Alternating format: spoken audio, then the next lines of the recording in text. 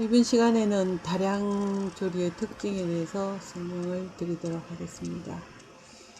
일단 단체급식소에서 이걸 조리 작업은 한꺼번에 조리하는 식품 양이 다량이기 때문에 가정에서 사용하는 조리 도구와는 또 다른 대형의 조리기구를 사용해야 되고, 조리 시간이라든가 조리 방법에도 차이가 있습니다. 또한 조리 후의 질적인 변화도 소량 조리시보다 현저히 빨리 일어나기 때문에 급식 대상자들이 만족하는 음식을 제공하기 위해서는 미생물학적, 만능적, 영양적, 품질 관리가 반드시 이루어져야 하고, 작업 일정에 따른 계획적인 생산 통제 및 작업 관리가 요구되어집니다. 또 물론 이 다량 조리를 함으로 해가지고 맛의 상승작용이라든가 이런 거는 1 플러스 1이 2가 아니고 1 플러스 1이 3이 된다든가 5가 된다든가 하는 맛의 상승작용이 이루어질 수도 있지만, 때로는 이렇게 생선 같은 거를 조린다든가 찌개 모양이 부스러진다든가 많은 양을 함으로 해서 관리가 잘 안 되면은 결국은 허물어진 모양으로 해서 기호성을 떨어뜨리는 그런 일들이 있기도 하고, 또 하나는 이 많은 양의 음식을 제공하기 때문에 조리가 완성되고 배식되는 데까지 시간적인 통제가 잘 이루어지지 않는다면은 세균의 번식이 일어난다든가 하는 여러 가지 문제점들이 일어날 수 있겠죠. 그래서 이 다량 조리를 하기 위해서는 조리의 양이 많은 것도 문제지만, 이 많은 양을 조리하기 위해서 어떤 기구라든가 기계라든가 이러한 것들의 사용법이라든가 기술력도 상당히 그 다음에 다량 조리 시 고려해야 할 어떤 조건이라고 한다면은 조리원의 숙련도, 이 조리하는 조리 종사자가 숙련도가 만약에 떨어진다면은 어떤 메뉴에 맞는 식품을 조리해 나갈 때에 이 숙련도가 떨어짐으로 해가지고 맛이 떨어진다든가 또 덜 익힌다든가 모양이 나쁘다든가 하는 여러 가지 문제가 있겠죠. 그래서 이런 조리원들에게 급식 생산 계획을 사전에 충분히 숙지를 시키고, 또 표준 조리법에 의해 가지고 정해진 시간 내에 음식이 생산되고 제공될 수 있도록 해야 되는 그런 문제점이 있습니다. 그리고 작업장에 어떤 주위를 청결히 한다든가 조리기구를 또 세척 소독한다든가 하는 그런 것들도 조리원들이 갖춰야 될 하나의 어떤 기본적인 조건인가 동시에 숙련도라고 볼 수도 있겠습니다. 이 조리원의 숙련도를 높이기 위해서 조리 사용하는 교육이랄까, 조리기구 사용하는 교육이랄까, 훈련시키는 것도 상당히 이제 중요한 일이 되겠습니다. 그 다음에 조리해야 할 식품의 종류 및 조리 방법이 있는데, 급식 대상자들에게 영양적으로나 기호적으로 충족될 수 있는 그런 음식을 제공하기 위해서는 알맞은 조리법을 선택을 해야 되겠죠. 다량 조리인 경우에는 소량보다도 쉽게 질적인 어떤 저하가 발생될 수 있기 때문에 위생적인 음식을 생산하기 위해서 사용되는 식재료에는 한계가 있습니다. 생굴 같은 걸 조리해 가준다든가 하면 안 되잖아, 그죠? 그래서 그런 한계가 있기 때문에 준비가 복잡한 어떤 메뉴의 품목이랄까, 또 샐러드 종류라든가 이런 식품의 배합이랄까, 이런 것들에 대한 제약 조건 같은 것도 확실하게 알아야 될 것 같고, 또 생산된 음식이 변화가 된다든가 하는 것도 고려해서 가공식품을 구입해서 사용한다든가 또 조리법을 단순화시켜야 하는 그런 경우도 발생합니다. 그러다 보면은 영양적인 문제를 떠나서 기호성을 충족시키지 못하는 그런 부분들도 있기 때문에 그러한 것을 잘 조리원의 숙련도라든가 교육이랄까, 조리 방법, 표준 레시피 이런 것들을 선정해서 잘 이끌어 나가야 되겠죠. 이 다량 조리인 경우에 음식 품목에 따라서 총 생산량을 한꺼번에 조리할 때는 품질 저하가 큰 경우에는 사실 분산 조리하는 게 더 좋을 수도 있습니다. 분산 조리라는 게 음식 품목에 따라서 한꺼번에 조리하지 말고 배식 시간에 맞춰가 일정량씩 나누어서 조리하는 그런 경우를 또 말하게 되겠죠. 그 다음에 적절한 조리기구의 선정 및 사용이 있는데, 단체급식은 단시간 내에 다량 조리를 해야 되기 때문에 시간적 제약이 있고, 그래서 급식 관리자가 의도하는 것처럼 좋은 급식이 이루어지기가 어려울 수도 있습니다. 그래서 시간을 절감한다든가 인건비를 절감한다든가 조리 작업자의 어떤 그 피로도를 경감시킨다든가 식품의 위생적인 처리 등을 위해서 실제적으로는 작업 공정의 표준화가 이루어져야 되겠고 또 고성능의 조리기구라든가 편리한 소고도구 등의 사용이 필수적으로 요구가 되어집니다. 수작업보다는 기계화된 다량 조리기구를 사용해서 한정된 시간 내에 조리 작업을 마칠 수가 있도록 해야 됩니다. 그래서 기기는 한번 구입을 하면은 오랜 기간 동안 사용을 해야 되기 때문에 사전에 충분히 검토해서 선정하고 그 다음에 구입 후에는 올바른 사용법 및 관리법을 익혀서 활용을 해야 되는 그런 문제점이 있겠죠. 그 다음에 이제 음식의 품질로 봐서는 실제 단체급식소에서 다량 조리를 통해서 음식이 생산될 때는 먼저 과잉 생산이나 혹은 부족 생산이 되지 않도록 음식의 양적인 부분을 잘 고려하고 또 좋은 품질의 음식을 일관되게 급식할 수 있는 생산 관리가 상당히 중요합니다. 그 다량 조리 시에는 또 음식에 미생물이 혼합되지 않도록 주의하고 조리 과정 중에는 교차 오염이 안 생기도록 철저한 어떤 그 조리 기구를 구분해서 사용한다. 예를 든다면은 뭐 도마라든가 칼이라든가 이런 것들을 색깔별로 구분한다든가 또 아니면은 조리 종사자들의 앞치마 착용한 앞치마라든가 위생 그 조리용 장갑이라든가 이런 것도 색깔별로 구분을 해서 음식을 만든다든가 그렇게 해서 어떤 위생적인 면을 위생적인 면에서 어떤 그 침해를 받지 않게끔 해줘야 되겠죠, 그죠? 그 다음에는 뭐 음식의 영양적인 면을 또 고려를 또 해야 되겠고, 또 자칫하면은 대량 조리를 하는 경우는 영양 손실이 상당히 영양소가 파괴된다든가 손실이 오는 경우가 있는데 그러한 경우에도 잘 조리 방법 같은 걸 선택해서 또 고압세트에서 빨리 요리가 되는 그런 음식을 선택하면은 영양소 파괴를 최소화시킬 수 있는 그런 부분들도 있고 비타민 뭐 손실 같은 것들 억제하기 위해서 필요 이상으로 뭐 가열시킨다든가 필요 이상으로 세척을 한다든가 하는 물에 담궈 놓는다든가 하는 것들은 또 배려를 해야 되겠죠, 그죠? 그래서 배제를 해야 될 것 같고 그 다음에 경제적인 면을 본다면 다량 조리 중에는 특히나 경제적인 어떤 면에서의 고려가 필요합니다. 먼저 다량 조리 과정 중에 폐기되는 식재료의 양을 줄이기 위해서는 조리 작업원의 조리 기술 향상을 위한 훈련이라든가 적합한 조리기구 사용도 필요하겠고, 그죠?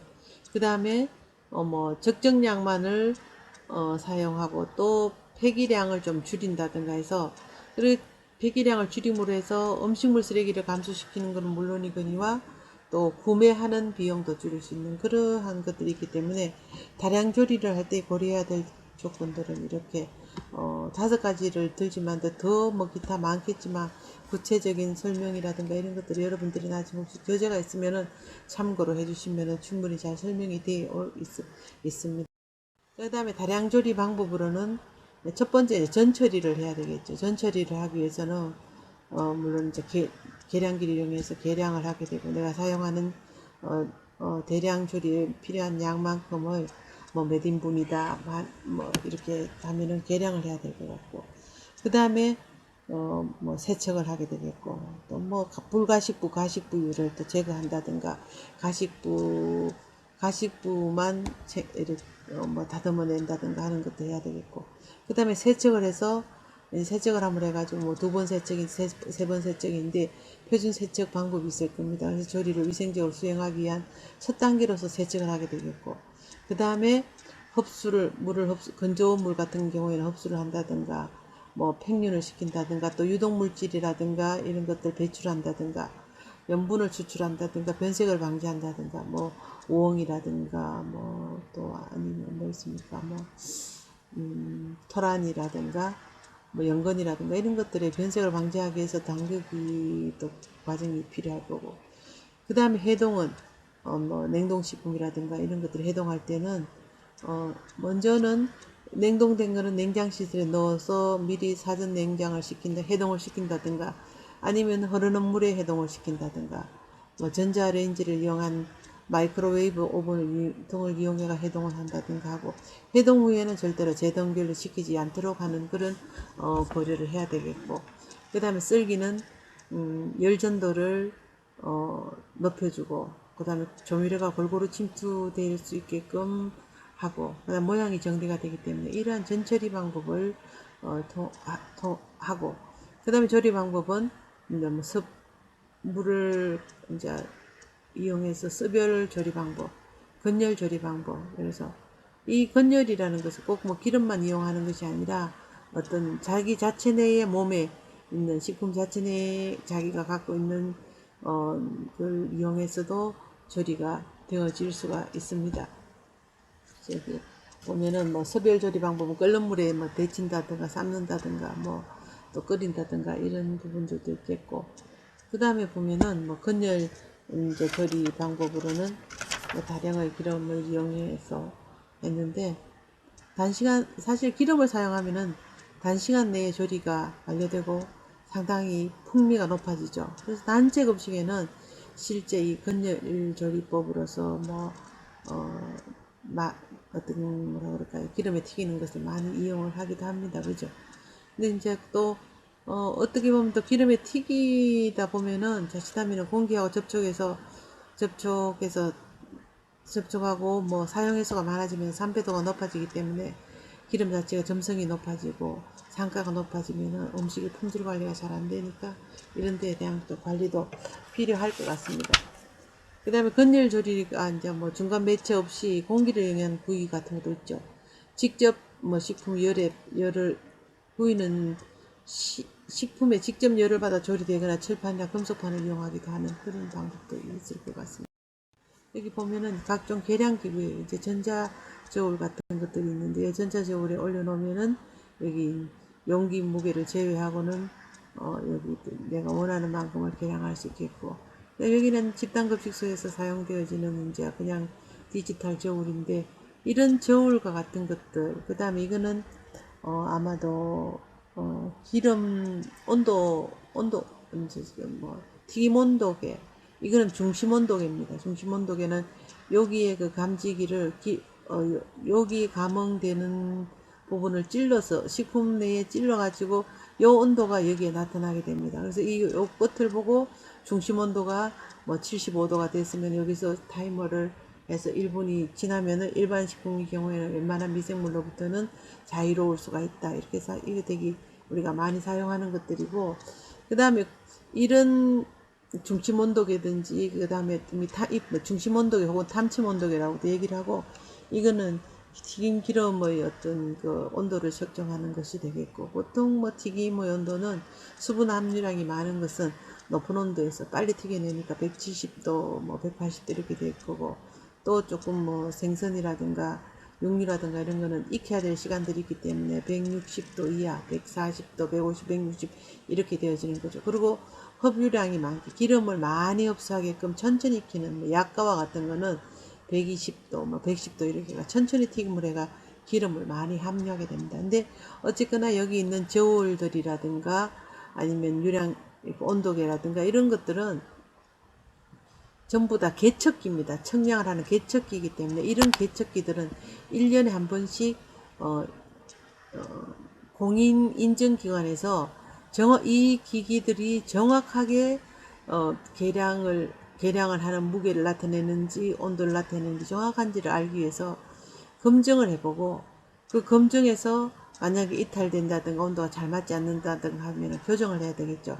그래서 검교정을 1년에 한 번씩 해줘야 되고, 이런 검교정을 받은 시험 성적표라든가 이런 것들은 보관을 하고, 검정 필정은 이 하단부라든가 이 밑에다 다 붙여 놓습니다. 그래서 이 기계들이 정확하게 자기의 역할을 할 수 있는가를 검교정을 받아야 되는 그런 부분들이 있는 각종 계량기가 있고, 그 다음에 여기 냉동식품의 해동 방법들이 있습니다. 보면은 이제 또 완만 해동은 보통 뭐 7도 이하의 냉장 시설을 이용해 가지고 냉동되는 거를 냉장실에서 완만하게 해동을 하는데 가장 위생적인 사실 방법입니다. 그 다음에 뭐 급속 해동은 찬물에다 해동을 해 가지고 이 해동된 온도가 5도 이하로 유지될 때에 사용하고 전용 싱크대를 사용하는데, 이런 싱크대에다가 물에 담궈서 할 때는 그 싱크대 앞에다가 해동 중이라는 식별 표시라든가 이런 표시라벨을 붙여줘야지만 됩니다. 그렇지 않으면은 바람직한 해동 방법이 아닐 뿐만 아니라 전용 싱크대, 뭐 예를 들어 생선을 녹이고 있는 그 전용 싱크대에서 다른 야채를 씻는다든가 과일을 씻는다든가 하게 되면은 그거는 2차적인 그 감염의 우려가 있기 때문에 전용 싱크대를 사용하고 여기는 해동 중이라는 표시를 붙여줘야 된다는 거. 마이크로파 해동은 전자레인지를 이용한 해동 방법이 되는데, 해동이 빠르지만 실제적으로 어떤 면에서 보면은 그 변질은 적지만 해동의 기능을 자칫 잘못하면은 뭐 익힌다든가 이렇게 되는 경우가 생기기 때문에, 이런 마이크로파 해동 같은 경우에는 많은 양을 실제적으로 해동하기에 좀 잘 안 맞는 경우가 있죠. 한꺼번에 작은 양만 해동을 할 수 있습니다.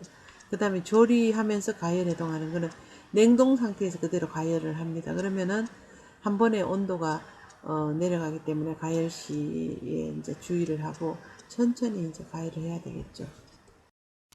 그 다음에 조리 방법은 아까 좀 전에 말씀드렸는 뭐 섭열조리법이라든가 근열조리법이 있는데, 여기서 섭열조리, 물의 대류에 의한 열의 이동으로서 끓이기, 삶기, 데치기, 조리기가 있겠고, 수증기의 기하열에 의한 열의 이동을 해서는 찌는 방법이 있습니다. 이거는 일단 물이 들어가줘야지만 모든 조리가 익히는 방법이 된다는 것이 있었다고. 근열조리는 중간 매체 없이 복사에 의한 열의 이동을 해가 직접 구는 방법이 있겠고, 팬이나 이건 뭐 직화구이 같은 게 있겠죠, 그죠? 그 다음에 팬이나 냄비 등의 오븐과 뭐 이 바베큐 같은 게 되겠네요. 도구 오븐을 매체로 조리하는 간접구이, 오븐구이가 되겠고, 그 다음에 기름을 열 전달 매체라는 조리는 볶기, 지지기, 튀기기가 여기 속하는 건열 조리가 되고, 초단파 조리는 전자 오븐으로서 하는 그런 방법이 있습니다. 그 다음에 식품에 따른 디몬도의 시간은 크로켓, 뭐 생선, 프라이, 커틀렛 이렇게 해서 이게 조리명이 있고, 보통 튀김온돌 크로켓 같은 경우에도 실제적으로 이 크로켓이 내부에 들어가는 것이 뭐 육류냐 뭐 아니면 생선 커틀렛이나 뭐 이런 것하고 감자라든가 뭐 아니면 밥이라든가 이런 또 뭐 야채라든가 이런 거에 따라 가지고 이 온도들이 좀 달라져. 이게 좀 높이 사실 적정되어 있는 것 같네요. 보니까 한 180도 정도, 생선 채소, 어패류 채소 같은 거 160에서 180 정도, 뭐 프라이, 커틀렛 이렇게 되어 있네. 그 다음에 도넛 같은 경우에는 조금 더 낮은 온도를 하게 됩니다. 기름을 많이 먹어야 되기 때문에 140도, 130도 이렇게 150이 정도. 그 다음에 다량조리와 기기인데, 다량조리를 하기 위해서 여기 사용되어지는 이제 뭐 기구를 얘기를 하는 겁니다. 그래서 이거를 구입을 할 때는 일단 사전에 여러 가지 정보를 토대로 기기를 선정하고 또 구입을 해야 되겠죠. 여기 다량조리에서 기기라는 것은 뭐 기기라 도구라든가 뭐 이런 것들 포함해서 기기라고 얘기를 할 수 있습니다. 이 기기를 구입을 하게 되면 그 다음에 취급시 주의점은 뭐 사용 방법 설명서를 구비해 가지고 놔두고 읽어보고 또 항상 부착을 해두고 보관을 해야 되겠고, 그 다음에 정기적인 점검이라든가 안전성을 확인을 해야 된다. 비품 대장의 정비를 하고 고장 시의 대책을 세워야 되겠죠. 만약 고장이 났다면은 어떤 기기의 그 모델 넘버라든가 뭐 명칭이랄까 고장 상태라든가 언제 구입을 했다든가 어느 회사에서 제조사가 어느 회사인가 등을 정확하게 알려주고 수리를 의뢰를 하고 난 다음에 이때 이제 그 뭐 영수증이라는 걸 받아두고 고장 시 처리 방법 같은 것도 처리 지침서로 작성을 해두는 것이 바람직하다고 생각을 합니다.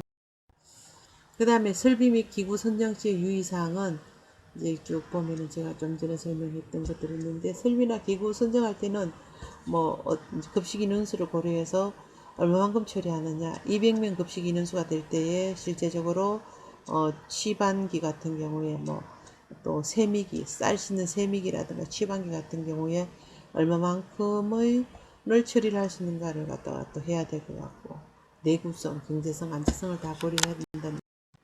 그 다음에 다량조리 기구의 종류는 보시면은 보통 이제 이렇게 조리기구 용도와 작업별로 분류를 할 수가 있는데, 용도에 따라서는 조리기기라든가 비조리기기와 서비스기기를 나눌 수가 있습니다.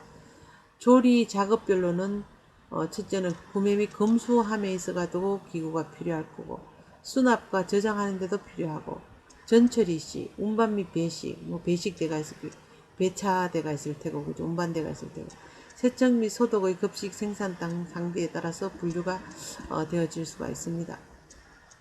여기 보면은 쭉 나오네, 그죠? 여러분들 참고로 보시기 바랍니다. 의외로 시간이 짧아서 뒤에 설명할 게 없어요. 여기 보면은 다량조리 기구의 종류입니다. 이거는 적외선 접촉 안 하고 식품 앞에 갖다 놓고 온도 체크하는 거. 그 다음에 이 식품 검수대입니다. 이 검수대는 이제 이렇게 안으로 넣을 수도 있고 접이식으로 뺄 수도, 접이식은 아니고 이렇게 뺄 수도 있고 넣을 수도 있는데, 실제 이 검수대 위에 있는 조명 시설은 540룩스로 아주 밝아야지만 검수할 때에 정확하게 검수를 할 수가 있겠죠. 그 다음에 여기 보면은 고정식 이제 이거 어떤 거 선반이 되겠죠. 부착을 해 놓는다든가 한쪽 코너라든가 벽면으로 붙여서 놓을 수도 있겠고, 이동식은 렉 트롤리라 해가지고 이런 경우에는 보면은 여기에 보통 우리가 왜 음식점이나 식당 같은 데 가면은 트레이 같은 걸 선반을 꽂을 수가 있죠.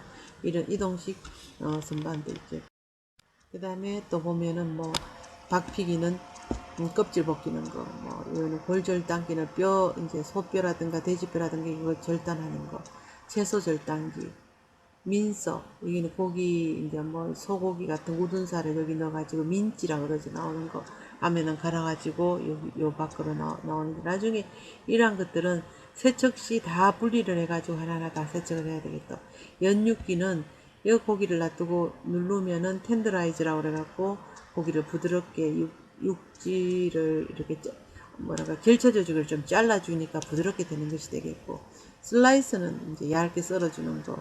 그 다음 믹서기, 혼합기이죠. 믹서기가 되겠죠. 이 혼합 믹서기는 주로 면 반죽 같은 거 할 때 쓰면 되겠네, 그죠? 그 다음에 전동 수압 세미기, 쌀 씻는 거, 세미기가 쌀 씻는 거잖아요, 그죠? 그 다음에 수압식, 이거는 물 털어가지고 이제 씻는 거고, 이거는 전동으로서 씻는 것이 됩니다. 그 다음에 싱글 싱크대, 단 하나로 되는 싱크대가 되겠고, 더블 싱크대가 되겠고, 3중 싱크대, 각종 싱크대 종류들이 있죠. 그 다음에 작업대, 2단 작업대, 서랍식 작업대, 다량 기구의 종류들입니다. 가압식 가스 치방기, 이러한 것들은 실제적으로 우리 학교 급식 같은 데에서 많이 이제 사용을 하죠, 그죠?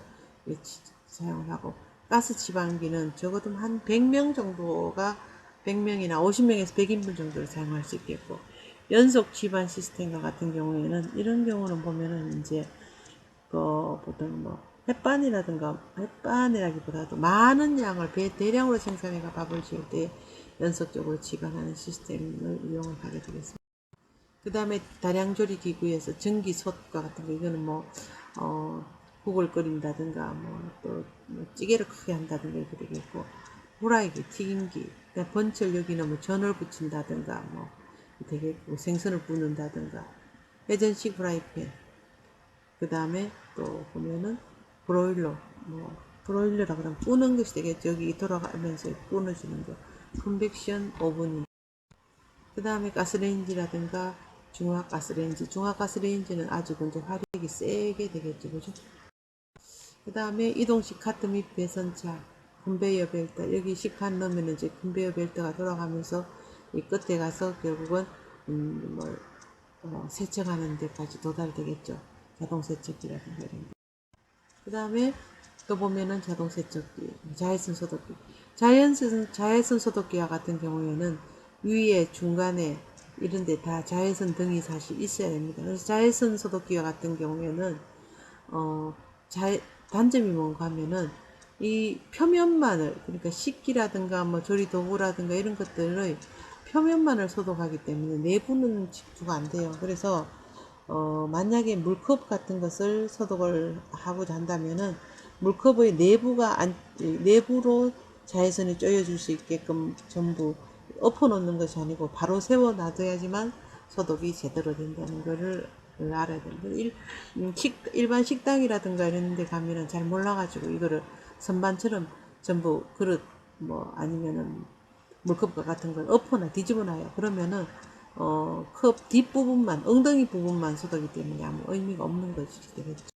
저는 시간이 좀 부족할 것 같아서 실제적으로 막 좀 진도를 빨리 나갔는데 이 식기 사실 이 재질 같은 경우에는 선택할 때는 위생성이라든가 또 뭐 아니면은 안전성이라든가 내구성이라든가 편리성, 뭐 경제성 이런 거 다 사실 고려를 해서 식기를 선택을 하게 됩니다. 그리고 또 보통 급식에 필요한 식기량을 선택할 때는 뭐 급식 대상자 수에 따라서도 하고 또 자석수라든가 급식 시간이랄까 급식 형태, 뭐 배식 방법, 메뉴 종류, 식기 파손율 이런 거 다 고려해야 되기 때문에 이런 것들을 보통 식당의 자석수의 한 3배 정도의 식기를 마련을 합니다. 컵은 약 한 4배 정도의 여유가 있는 것이 바람직하다고 볼 수가 있습니다. 마지막으로 퀴즈인데 냉동식품 해동밥원법에 대해서 적으시죠. 제가 아마 여기 수업 내용 설명하는 중에 방법을 제시를 했는 것으로 알고 있습니다. 참고를 해서 정답을 적어서 저한테 쪽지를 보내주시기 바랍니다. 수고 많으셨습니다. 이번 주도.